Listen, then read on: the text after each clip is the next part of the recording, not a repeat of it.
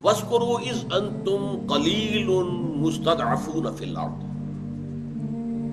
یاد کرو جب کہ تم اقلیت میں تھے، قلیل تعداد میں تھے اور تمہیں زمین میں دبا لیا گیا تھا، تمہیں ایک اکثریت جو ہے اس نے کچل دیا تھا۔ تخافون ان یتخطفکم الناس، اور تم ڈر رہے تھے کہ لوگ تمہیں اچک کر لے جائیں گے۔ پہلے تو یہ سمجھیے کہ جو تعویل خاص ہے، جب یہ آیات نازل ہوئی اس وقت اس کا کیا مفہوم سمجھا گیا، اس کانٹیکسٹ میں یہاں خاص طور پر مہاجرین مکہ جو ہے وہ مخاطب ہیں۔ وَاذْكُرُوا إِذْ أَنْتُمْ قَلِيلٌ، تم مکے میں اقلیت میں تھے، تھوڑے تھے، تمہاری تعداد کم تھی۔ مستضعفون فی الارض، ضعف کہتے کمزوری کو، استعضاف باب استعفال پر ہوگا، کمزور کر لینا، کسی کو دبا دینا۔ مستضعف جسے دبا دیا گیا ہو، تو تم مستضعف تھے، تم دبے ہوئے تھے، پس رہے تھے، کفار تمہیں ستا رہے تھے، ٹارچر کر رہے تھے، ایذائیں دے رہے تھے۔ وَاذْكُرُوا إِذْ أَنْتُمْ قَلِيلٌ مُسْتَضْعَفُونَ فِي الْأَرْضِ، یہاں فی الارض سے مراد مکے کی سرزمین۔ تخافون ان یتخطفکم الناس، اور تمہیں اندیشہ تھا کہ لوگ تمہیں اچک کر لے جائیں گے، کسی وقت کسی کو قتل کر دیا جائے گا، کسی وقت اس کے گھر سے لے کر نکل جائیں گے لوگ اور اسے کہیں جا کر قتل کر دیں گے، کسی وقت اندیشہ تھا۔ اس لیے کہ مسلمانوں کو تو اجازت ہی نہیں تھی ہاتھ اٹھانے کی، جو بھی کوئی اقدام کرتا اس کے راستے میں کوئی رکاوٹ تھی ہی نہیں۔ تو یہ تین الفاظ نوٹ کیجئے، اذ انتم قلیل، نمبر ایک تم کم تھے، تعداد میں کم تھے۔ مستضعفون فی الارض، سرزمین مکہ میں تمہیں دبا دیا گیا تھا، تم پر مسلط ہو گئے تھے کفار، چھائے ہوئے تھے۔ تخافون ان یتخطفکم الناس، اور تمہیں اندیشہ تھا کہ لوگ تمہیں اچک کر لے جائیں گے۔ اب اللہ نے کیا کیا؟ پھر تین الفاظ، فآواکم، اللہ نے تمہیں پناہ دی۔ مراد کیا ہے؟ ہجرت کر کے تم مدینے میں آ گئے، یہاں تمہیں پناہ مل گئی، یہاں کے رہنے والے اب تمہارے مددگار ہیں، انصار ہیں۔ وَأَيَّدَكُمْ بِنَصْرِهِ، اور تمہاری مدد کی اپنی نصرت کے ساتھ۔ غزوہ بدر سے پہلے جو میں نے بتایا کہ 8 مہمات تھیں جن میں کسی مسلمان کا کوئی نقصان نہیں ہوا، اللہ کی نصرت شامل حال رہی۔ وَرَزَقَكُم مِّنَ الطَّيِّبَاتِ، اور تمہیں بہترین اور پاکیزہ رزق عطا کیا، لَعَلَّكُمْ تَشْكُرُونَ، تاکہ تم شکر کرو۔ تو جہاں تک تو اس وقت کے مہاجرین کی کیفیت تھی، اس کے اوپر تو یہ آیت 100% جیسے کہ ہے، کیونکہ نازل ہی ہوئی ہے اس پس منظر میں منطبق ہو رہی۔ اب آئیے پاکستان، ہندوستان میں ہمارا حال کیا تھا؟ ہم اقلیت میں تھے، اذ انتم قلیل۔ نمبر 2، مستضعفون فی الارض،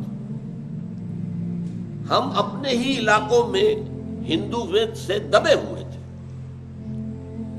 ساری تجارت ان کے ہاتھ میں، سارا صنعت و حرفت ان کے ہاتھ میں، تعلیم میں وہ بہت آگے، سرکاری ملازمتوں میں بہت آگے، تنظیم میں بہت آگے، سرمایہ داری میں بہت آگے، یہاں تک کہ مسلم اکثریت کے علاقوں میں بھی غلبہ جو ہے وہ ہندو کا تھا۔ ہندو تمدن کا اتنا اثر پنجاب میں تھا کہ گائے کا گوشت کا لفظ استعمال نہیں کرتا تھا مسلمان، بڑا گوشت، بڑا گوشت، گائے کا گوشت کبھی نہیں کہتا تھا۔ ہندو کا خوف، ہندو انوائے نہ ہو جائے، اور یہاں مسلمان بہت کم کھاتے تھے گائے کا گوشت، جبکہ یو پی میں اصل کھانے کا گوشت گائے کا تھا۔ بکرے کی دکان کے اوپر تو اگر کوئی کھڑا ہوا نظر آتا تھا تو اس سے پوچھتے تھے خیریت ہے؟ یہ تو مریضوں کے کھانے کا گوشت ہے، نرم ہے، آسانی سے ہضم ہونے والا، یہ بیمار لوگ کھاتے ہیں۔ جیسے آپ کو یاد ہوگا، کوئی اگر سوڈا واٹر کی بوتل لے کے گھر جا رہا تب بھی پوچھتے تھے خیریت ہے، اس لیے کہ یہ سوڈا واٹر وغیرہ جو ہے بیچارے مریضوں کو پلایا جاتا تھا، عام حالات میں تو پینے کی شے نہیں تھی۔ پنجاب میں اگر کوٹا سسٹم نہ ہوتا تو کوئی مسلمان اعلیٰ تعلیم یافتہ ہو ہی نہیں سکتا تھا. انجینئرنگ کالج میں، میڈیکل کالج میں داخلہ مسلمان کا امپاسبل ہوتا، اس لیے کہ مسلمان تعلیم میں پیچھے تھے، وہ میرٹ کے اوپر آ ہی نہیں سکتے تھے. وہ تو کوٹا سسٹم ہے جس نے بچایا کہ ان کو چونکہ ان کی ایک فکس کر دی گئی تعداد سیٹوں کی، تو لوگ جو ہے میڈیکل کالج اور انجینئرنگ کالج میں پہنچے. تو مستضعف سندھ کا حال کیا تھا؟ ہندو بڑی چھوٹی مائنورٹی، لیکن پوری معیشت جو ہے صوبہ سندھ کی وہ ہندو کے ہاتھ میں تھی.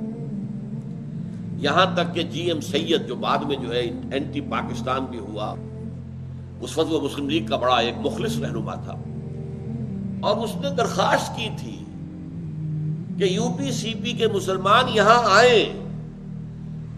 وہ تجارت جو ہے ان کو گر آتے ہیں، وہ وہاں انہوں نے سیکھے ہوئے ہیں تجارت کے گر، وہ آئیں اور ہمیں ان ہندو بنیے ہیں ان کی غلامی سے نجات دلائیں. یہ اس کی اپیل تھی 1943 میں کہ یہاں آئیں، ہجرت کر کے آئیں. اور واقعتاً جب ہجرت کر کے لوگ آئے تو انہوں نے کھلے ہاتھوں استقبال کیا ہے. تو بعد میں وہ ایک لمبی بحث ہے، میری کتاب ہے استحکام پاکستان اور مسئلہ سندھ، جس میں میں نے گفتگو کی ہے ان معاملات پر. حالات کیوں بگڑے، پھر دشمنی کیوں ہو گئی؟ وہ تو ہمارا اپنا غلط طرز عمل تھا. تو ہم اپنے ہی علاقوں کے اندر بھی، اکثریت کے علاقوں میں بھی بنگال کی تقسیم کیوں کرائی تھی مسلمانوں نے؟ کہ ہندو غالب تھا، بری طریقے سے غالب تھا، زمیندار ہندو تھا، کاشتکار مسلمان تھے. تقسیم کروائی، لیکن ہندوؤں نے وہ تقسیم پھر واپس کروائی. پھر وہ پاکستان بننے کے اوپر دوبارہ تقسیم ہوا، اور پھر ایسٹ پاکستان کے مسلمان کو کوئی سانس لینے کا موقع ملا. تو جان لیجئے کہ بالکل یہ الفاظ ہماری اس کیفیت پر منطبق ہوتے ہیں جس کیفیت میں کہ ہم نے پاکستان کا مطالبہ کیا. وَاذْكُرُوا إِذْ أَنْتُمْ قَلِيلٌ مُسْتَضْعَفُونَ فِي الْأَرْضِ تَخَافُونَ يَتَخَطَّفَكُمُ النَّاسُ، تم ڈر رہے تھے کہ لوگ تمہیں اچک کر لے جائیں. بعین ہی یہ پوزیشن تھی کہ اندیشہ یہ ہو رہا تھا کہ اگر پاکستان، ہندوستان ون پیس آزاد ہو گیا، متحد ہندوستان، تو پھر تو ہندو بری طریقے سے ہمیں اچک لے گا، ہمیں ایکسپلائٹ کرے گا، ہمیں دبائے گا، ہماری ثقافت ختم کر دے گا، ہماری زبان ختم کر دے گا، ہمارا مذہب ختم کرے گا. اس لیے کہ شدھی کی تحریک شروع ہو چکی تھی بڑے پیمانے کے اوپر. یہ میوات کے علاقے میں ہندو مسلمان ہو رہے تھے. یہ خطرہ تھا در حقیقت کہ اگر اکھنڈ بھارت کی حیثیت سے ہندوستان آزاد ہوتا ہے تو ہندو اکثریت، ہندوؤں کے وسائل و ذرائع، ہندوؤں کے پاس جو دولت تھی، جو وہ صنعت و حرفت اور تجارت پر جس طرح وہ قابض تھے، وہ تو پھر ہمارا جینا محال کر دیں گے. تخافونا، یہ خوف تھا تمہیں، ان یتخطفکم الناس، کہ لوگ تمہیں اچک لے جائیں. اس پوزیشن میں تحریک پاکستان چلی. یہی تین خطرے جو مسلمانان مکہ کو محسوس ہو رہے تھے، جو اس وقت کی کیفیت تھی، بعین ہی مسلمانان ہند کی یہ کیفیت تھی کہ جس کیفیت میں پھر علاج کے طور پر، ایک تجویز اور تدبیر کے طور پر پھر پاکستان کے قیام کا مطالبہ کیا گیا. اللہ نے، اب دیکھیے تین الفاظ، اللہ نے تمہیں پناہ دی. پاکستان میں ہمیں پناہ ملی کہ نہیں ملی؟ بہار کے لوگ مشرقی پاکستان میں پناہ گزین ہوئے یا نہیں ہوئے؟ یہاں کے عام پنجابی جو ہے، خاص طور پر جانگلی پناہگیر، بنائی پناہگیر، یہ پناہی تھی جو ہم نے لی تھی آ کر. فآواکم، اللہ نے تمہیں پناہ دی. وَأَيَّدَكُم بِنَصْرِهِ، اور تمہاری مدد کی اپنی نصرت کے ساتھ. اس کا پس منظر کاش کہ آپ کو معلوم ہو. ماؤنٹ بیٹن اور کانگریس سازش یہ تھی کہ چند مہینوں کے اندر اندر پاکستان بیٹھ جائے. توقع تھی انہیں. پاکستان وائبل ہے ہی نہیں، چل ہی نہیں سکتا. ہمارے حصے کے جو پیسے تھے، جو فنڈز تھے، روک لیے گئے. پاکستان میں قائد اعظم کے پاس سرکاری ملازم جو مرکزی حکومت کے تھے، ان کے پاس دینے کے لیے تنخواہ کا ایک پیسہ نہیں تھا. وہ تو پھر آدم جی، بڑا آدم جی جو تھا، he came to the rescue, اس نے آ کر چیک بک سامنے رکھ دی ہے قائد اعظم کے، جتنی رقم آپ چاہیں لکھ لیں، آدم جی کے اس پیسے سے مرکزی حکومت کے ملازمین کو تنخواہ دی گئی ہے پاکستان۔ فوج کا ہمارا ساز و سامان روک لیا، سپاہی چلے جائیں، ٹینک نہیں جائیں گے، اسلحہ نہیں جائے گا۔ اور پھر جو ایکسوڈس جس طرح زبردستی کیا گیا، مغربی پاکستان سے ہندو کو نکالا نہیں گیا، یہ ضرور ہے، بعض جگہوں کے اوپر ان کا قتل عام ہوا ہے، جیسے کہ خبریں آ رہی تھیں، جیسے بہار میں ہو چکا تھا، تو اس کا رد عمل تو تھا، لیکن یہ ہے کہ وہ وحشیانہ قسم کے معاملہ جو کہ مشرقی پنجاب میں ہوا ہے، اس کا کوئی تصور نہیں، مسلمان وہ کام کر نہیں سکتا۔ اور پھر یہ کہ انہیں زبردستی نہیں نکالا گیا یہاں سے، مشرقی پنجاب سے تو نکالا گیا، زبردستی نکالا گیا، اس لیے کہ یہ جا کر اتنا بڑا بوجھ بن جائیں گے پاکستان کی معیشت پر، پاکستان بیٹھ جائے گا۔ اللہ نے مدد کی، نصرت کی، مشرقی یہ ہمارے کشمیر میں سے بھی کچھ لوگ اٹھ کھڑے ہوئے، کچھ حصہ تو کم سے کم پاکستان میں شامل کر لیا انہوں نے، بلتستان تو آ گیا، گلگت تو آ گیا، آزاد کشمیر تو آ گیا۔ یہ ہے اللہ تعالی کی تائید۔ فآواکم، اس نے تمہیں پناہ دی، وأیدکم بنصرہ، اور تمہاری مدد کی اپنی نصرت سے، ورزقکم من الطیبات، اور تمہیں پاکیزہ چیزوں کا رزق عطا کیا، جیسے مدینے میں آ کر کھجوروں کی بہتات، انگوروں کی بہتات، اللہ تعالیٰ نے پھر ظاہر بات ہے کہ جو مہاجر آئے وہ بھی اس سے مستفید ہوئے۔ اسی طرح پاکستان کے چند پہلے سالوں میں جس قدر کراپس جو ہیں، جس قدر عمدہ ہوئی ہیں، اس کا آج شاید آپ کو تصور نہ ہو، بھرپور کراپس۔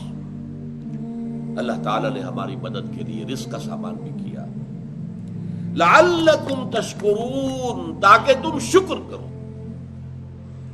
یہ ہے جہاں ہم آ کر فیل ہو گئے، ہم نے یہاں کی نعمتوں کو سمجھا بس یہ اب یہ خان نعمت ہے، ہم نے عیش کرنے، ہندوؤں کی چھوڑی ہوئی جائیدادوں کے اوپر بھوکے کتوں کی طرح ٹوٹ کر گرے، جھوٹ بول کر، جھوٹے حلف اٹھا کر، اور انہوں نے جائیدادوں پر قبضے کیے۔ پھر جس طرح کا معاملہ رہا ہے، سیاسی دھما چوکڑی، وہ وعدہ اللہ سے جو کیا تھا کہ ہمیں انگریز اور ہندو کی دوہری غلامی سے نجات دے، ہم تیرے دین کا بول بالا کریں گے، وہ کہاں گیا؟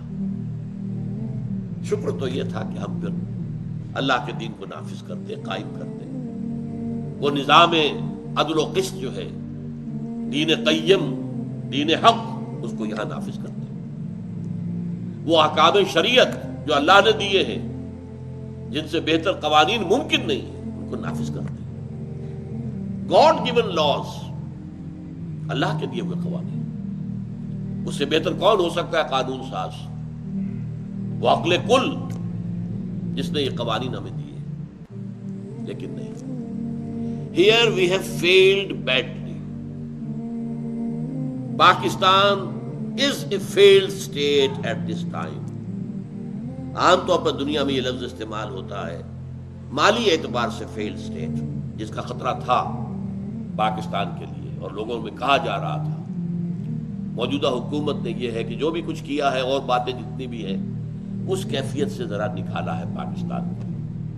اب وہ معاشی اعتبار سے فیلڈ سٹیٹ نہیں ہے، لیکن فیلڈ سٹیٹ ہے اس اعتبار سے کس کام کے لیے قائم کیا تھا، وہ کام تھا۔ میں اس پہ تقریر مفصل کر چکا ہوں، پھر وہ تقریر لفظ برس شائع بھی ہو چکی ہے ماہنامہ میثاق کے شمارے میں۔ اب میں تفصیل میں نہیں جانا چاہتا کہ کس قدر ہمارا مستقبل اس وقت کن کن خدشات سے، کن کن خطرات سے دو چار ہے۔ اس آیت کو ذرا حرز جان بنا لیجئے۔ وَاذْكُرُوا إِذْ أَنْتُمْ قَلِيلٌ مُسْتَضْعَفُونَ فِي الْأَرْضِ تَخَافُونَ أَنْ يَتَخَطَّفَكُمُ النَّاسُ فَآوَاكُمْ وَأَيَّدَكُمْ بِنَصْرِهِ وَرَزَقَكُمْ مِنَ الطَّيِّبَاتِ لَعَلَّكُمْ تَشْكُرُونَ۔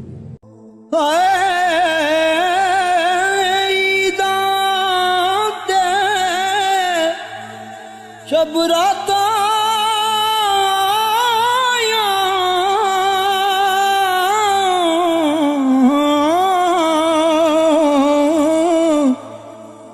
سب لوگ گران آئے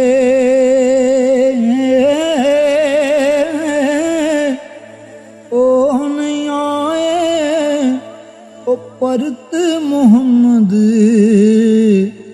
جو آپ ہتھیں دفنا